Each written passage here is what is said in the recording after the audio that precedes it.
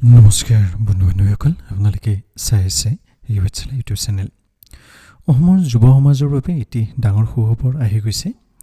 Chief minister আত্মনিৰ্ভৰ অসম অভিযান 3.0 চমুকৈ CMAAA 3.0 ৰেজিষ্ট্ৰেশ্যন আজিৰ পৰা আৰম্ভ হৈছে। এই স্কিমৰ জৰিয়তে আপুনি পাব পাৰে 2 লাখৰ পৰা 5 লাখ টকা পৰ্যন্ত নিজৰ বিজনেছ আৰম্ভ কৰিবৰ বাবে চৰকাৰী ৰাজসাহাৰ্য। কিন্তু বহুতে এপ্লাই কৰাৰ সময়ত কিছু ভুল কৰাৰ বাবে এপ্লিকেশ্যন ৰিজেক্ট হৈ যায় বা আমাৰ বহু বান্ধৱীয়ে ওচৰত ইয়াৰ সঠিক তথ্য নাই। সেইবাবে আজি এই যি ভিডিঅ' আছে এই ভিডিঅ'টোত মই আপোনালোকক জনাব বিচাৰিছোঁ যে CMAAA 3.0 কি হয়, ইয়াৰ বাবে এলিজিবিলিটি ক্ৰাইটেৰিয়া কি ডকুমেণ্টছ আপোনালোকক লাগিব, আপুনি কি ভুল কৰিব নালাগে,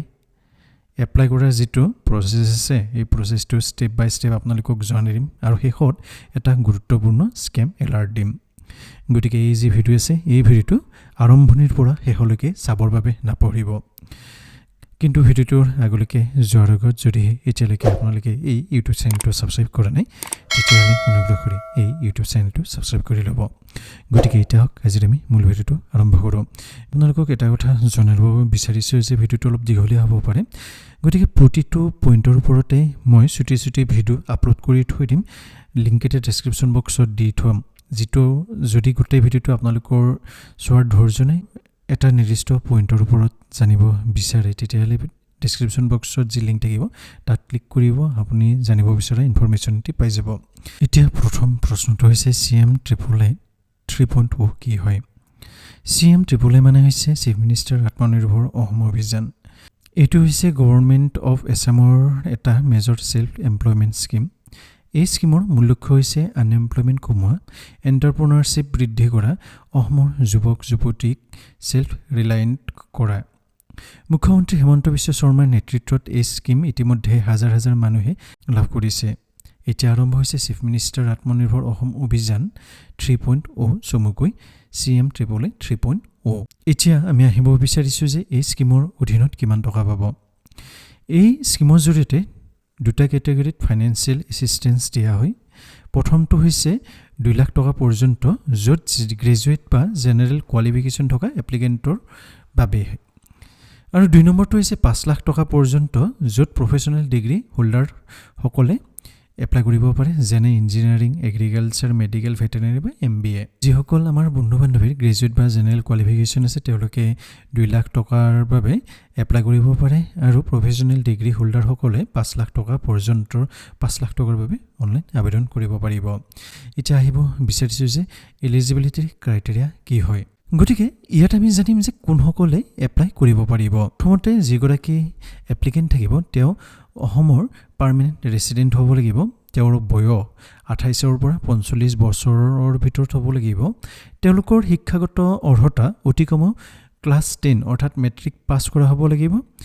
এমপ্লয়মেণ্ট এক্সচেঞ্জ যিখন ৰেজিষ্ট্ৰেশ্যন আছে এমপ্লয়মেণ্ট এক্সচেঞ্জ ৰেজিষ্ট্ৰেশ্যনখন আপ টু ডেট হ'ব লাগিব, তেওঁলোকৰ নিজৰ নামত এটা বেংক একাউণ্ট থাকিব লাগিব, তেওঁলোক লোন ডিফল্টাৰ হ'ব নালাগিব, একেই পৰিয়ালৰ মাত্ৰ এজনহে এপ্লাই কৰিব পাৰিব। এই ক্ৰাইটেৰিয়া পূৰণ কৰিলে আপুনি এলিজিবল হ'ব। ইয়াৰ পিছত আমি আহিব বিচাৰিছোঁ ৰিকুৱাৰ্ড ডকুমেণ্ট, অৰ্থাৎ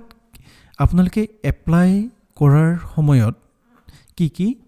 ডকুমেণ্টছ ছাবমিট কৰিব লাগিব বা কি ডকুমেণ্টৰ প্ৰয়োজন হ'ব। গতিকে ৰেজিষ্ট্ৰেশ্যন আৰু এপ্লাই কৰাৰ আগত এই ডকুমেণ্টসমূহ প্ৰস্তুত কৰি ৰাখিব। প্ৰথমতে আপোনালোকক নিজৰ নামত আধাৰ কাৰ্ড লাগিব, 2 নম্বৰতে লাগিব ভোটাৰ ID, 3 নম্বৰত যি এডুকেশ্যনেল চাৰ্টিফিকেট আছে এডুকেশ্যনেল চাৰ্টিফিকেট কেইখন লাগিব,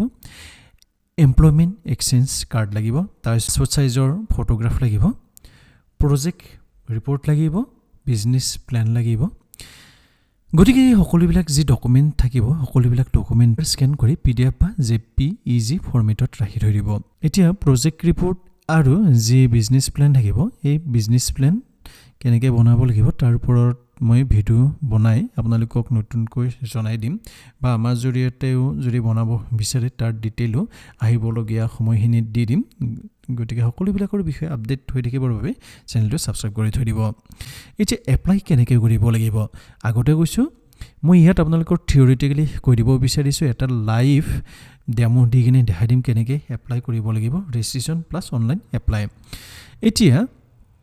এপ্লাই কেনেকৈ কৰিব লাগিব প্ৰথমতে আমি CMAAA ৰ যিটো অফিচিয়েল ৱেবছাইট আছে ৱেবছাইটত যাব লাগিব যিটো সাইন আপ অপচন থাকিব সাইন আপ অপচনত ক্লিক কৰিব সাইন আপ অপচনত ক্লিক কৰাৰ পিছত আপোনালোকৰ আগত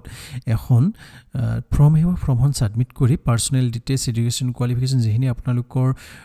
ইনফৰমেশ্যন সোধা হয় সেই ইনফৰমেশ্যনটি দি আপোনালোকে সাইন আপ কৰি ল'ব সাইন আপ কৰাৰ পিছত তাৰপিছত লগইন কৰিব লাগিব লগইন কৰাৰ পিছত যিখিনি personnel details educational qualification address documents প্ৰজেক্টটো বাৰু এতিয়া নালাগে যেতিয়া এপ্লাই কৰিব তেতিয়া দিব লাগিব এই সকলোবিলাক কৰাৰ পিছত আপোনালোকৰ যিটো ৰেজিষ্ট্ৰেশ্যন আছে ৰেজিষ্ট্ৰেশ্যনটো হৈ যাব আকৌ এবাৰ কৈছোঁ আপোনালোকক খুব ধুনীয়াকৈ মই আবেদন কৰি দেখাই দিম গতিকে খৰখেদা নকৰিব ভুল নকৰিব এপ্লাই এতিয়া আমি যেতিয়া এপ্লাই কৰোঁ তেতিয়া কিছুমান কমন মিষ্টেক কৰোঁ আৰু এই কমন মিষ্টেক কেইটা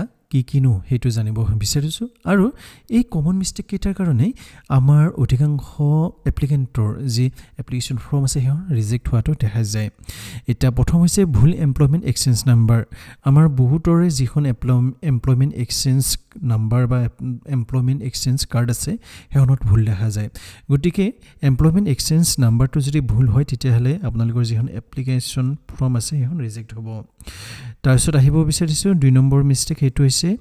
আপোনালোকৰ যিটো প্ৰজেক্ট ৰিপৰ্ট আছে প্ৰজেক্ট ৰিপৰ্টটোত বহু ভুল দেখা যায় এতিয়া এই যে প্ৰজেক্ট ৰিপৰ্ট আছে প্ৰজেক্ট ৰিপৰ্টটো যদি ভুল হয় বা অসম্পূৰ্ণ হয় তেতিয়াহ'লে আপোনালোকৰ যিখন এপ্লিকেশ্যন আছে এপ্লিকেশ্যনখন ৰিজেক্ট হোৱাৰ চান্স বহুত থাকে